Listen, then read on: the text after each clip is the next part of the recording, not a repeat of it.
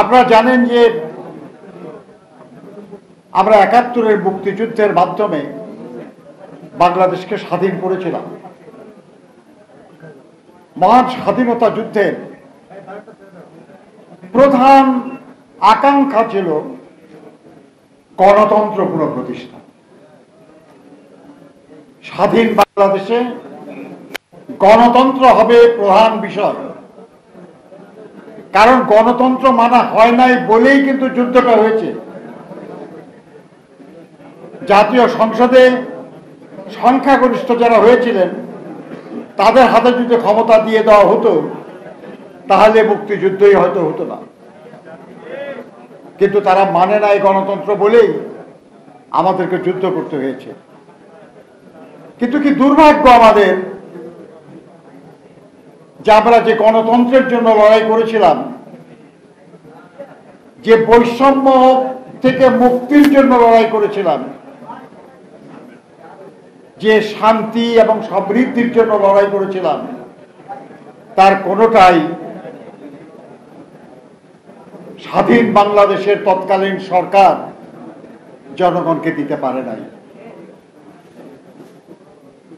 মানুষের অভাব অনটন বেড়েছিল,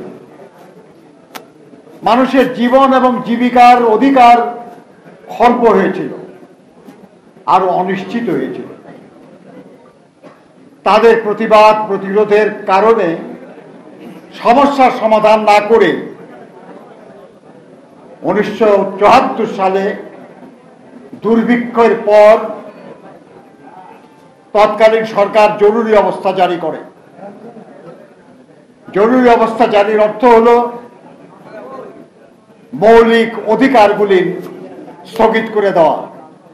সভা সমাবেশ মিছিল করা যাবে না, সংগঠনের কার্যক্রম বন্ধ থাকবে, এমনকি এর বিরুদ্ধে হাইকোর্টে কোনো রিট করা যাবে না। কিন্তু তারপরেও আন্দোলন হয়েছে এবং 1975-এর জানুয়ারিতে জাতীয় সংসদে একটা অভিনব পন্থায় সংবিধানের আমূল পরিবর্তন করে বহুদলীয় গণতন্ত্রকে কবর দিয়ে একদলীয় স্বৈরশাসন বাকশাল কায়েম করা হয়েছিল। এর বিরুদ্ধে জনগণের তীব্র প্রতিবাদ ছিল, কিন্তু সেটা প্রকাশের সুযোগ ছিল না। সমস্ত ক্ষমতা একজনের হাতে, রাজনৈতিক, প্রশাসনিক, অর্থনৈতিক, বিচারিক, সব ক্ষমতা। আইন করা হয়েছিল যে রাষ্ট্রপতি যে কোনো বিচারককে নিয়োগ দিতে পারবে, বরখাস্ত করতে পারবে, অর্থাৎ বিচার বিভাগকে পদানত করা হয়েছিল। 4টা পত্রিকা রেখে সব পত্রিকা বন্ধ করে দেওয়া হয়েছিল। ওই 4টা পত্রিকায় সরকার যা বলবে শুধু তা লেখা হবে। হাজার হাজার সাংবাদিক বেকার হয়েছিল। পত্রিকার ছবি এসেছে যে বেকার সাংবাদিকরা বাইতুল মোকাররমে বুট পালিশ করতেছে, জুতা পালিশ করতেছে, সবজির দোকান দিয়ে আছে। কিন্তু তার করেও জনগণের সমস্যা সমাধান করতে পারছিল না। বেকারত্ব বাড়ছিল, অভাবী মানুষের সংখ্যা বাড়ছিল, মানুষ সামনে কোনো আলো দেখছিল না। এরকম একটা সময়ে 1975-এর 15ই আগস্ট তৎকালীন সরকার প্রধান পরিবার পরিজন সহ নিহত হন। এ ধরনের ঘটনা মর্মান্তিক, কষ্টের, কিন্তু দুটা জিনিস আমরা প্রত্যক্ষ করলাম, যে জনগণ এর জন্য কোনো অশ্রুপাত করে নাই, এবং আরো আমরা দেখলাম যে দলের নেতাকে হত্যা করা হলো সেই দল গোটা দেশের কোথাও কোনো প্রতিবাদ করে নাই। কিন্তু জনগণের এই প্রতিক্রিয়া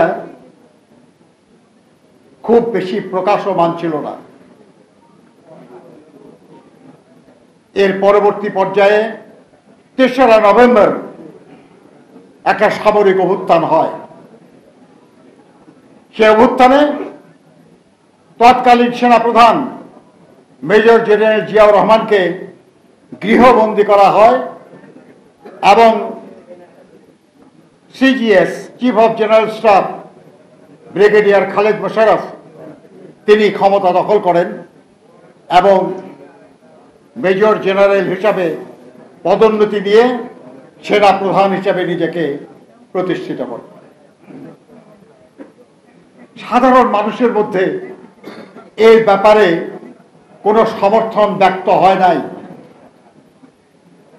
বরঞ্চ সাধারণ মানুষ জিয়া রহমানকে গৃহবন্দী করা হয়েছে বলে ক্ষুব্ধ ছিল এবং ক্ষুব্ধ ছিল সেনাবাহিনীর ভেতরেও সংখ্যাগরিষ্ঠ মানুষ, যার ফলে মাত্র 4 দিনের মধ্যে আবার পরিবর্তন হলো। সেনাবাহিনী এবং জনগণ সিপাহী জনতার বিপ্লব সংগঠিত হলো 7ই নভেম্বর। আর সেই বিপ্লবের মাধ্যমে শহীদ জিয়া মুক্ত হলেন। সৈনিকরা তার বাসা থেকে তাকে মুক্ত করে তাকে মাথায় তুলে ঘাড়ে তুলে তাদের ব্যারাকে নিয়ে যায় এবং সেখানে তাকে অনুরোধ করা হয় দায়িত্ব গ্রহণের জন্য। কি পরিস্থিতি ছিল তখন বাংলাদেশে? 7ই নভেম্বর বাংলাদেশে কোন সংসদ ছিল না, কারণ এর আগে খন্দকার মুস্তাক সংসদ বাতিল করে দিয়েছে। কোন মন্ত্রিসভা ছিল না, কারণ 3রা নভেম্বরের পরে মন্ত্রিসভার কোনো অস্তিত্ব ছিল না। প্রশাসনের প্রাসঙ্গিক একজন মাত্র মানুষ ছিলেন, তিনি হলেন রাষ্ট্রপতি বিচারপতি আবু সাদাত মোহাম্মদ সায়েম। সেই রাষ্ট্রপতির বয়স ছিল মাত্র 1 দিন। 6 নভেম্বর তিনি শপথ দিয়েছিলেন রাষ্ট্রপতি এবং প্রধান সামরিক আইন প্রশাসকের। তাহলে জিয়াউর রহমান সাহেবকে যখন অনুরোধ করা হলো রাষ্ট্র পরিচালনার দায়িত্ব নেওয়ার, সেই সময় বাংলাদেশের অবস্থা এই ছিল যে বাংলাদেশে কোনো সংসদ নাই, কোনো মন্ত্রিসভা নাই, সারা দেশে বিশৃঙ্খলা। ক্যান্টনমেন্টে পর্যন্ত সামরিক কর্মকর্তাদেরকে বাসায় ঢুকে হত্যা করা হচ্ছে। 3রা নভেম্বর একটা কু হয়েছে, 15ই আগস্টে একটা ঘটনা হয়েছে, 7ই নভেম্বরে আর একটা পরিবর্তন। অর্থাৎ সেনাবাহিনীতেও একটা বিশৃঙ্খল অবস্থা, প্রশাসনের বিশৃঙ্খল অবস্থা, দেশের অর্থনীতি বিপর্যস্ত। এরকম সময়ে দায়িত্ব গ্রহণ সাংঘাতিক সাহসিকতার ব্যাপার। কিন্তু এই অনুরোধ করা হলো কাকে? মেজর জেনারেল জিয়াউর রহমানকে, যিনি সাহসের সাথে দায়িত্ব নিতে পারেন সেই মানুষটাকে, যিনি 1971 সালে যখন পাকিস্তানি বাহিনী আমাদের উপর আক্রমণ করেছে তখন যাদের দায়িত্ব ছিল এর প্রতিবাদে জনগণকে নির্দেশনা দেওয়া যে আপনারা এটা করুন, তা সেটা করতে ব্যর্থ হয়েছে। তারা কেউ পালিয়ে গেছে, কেউ বন্দিত্ব বরণ করেছে।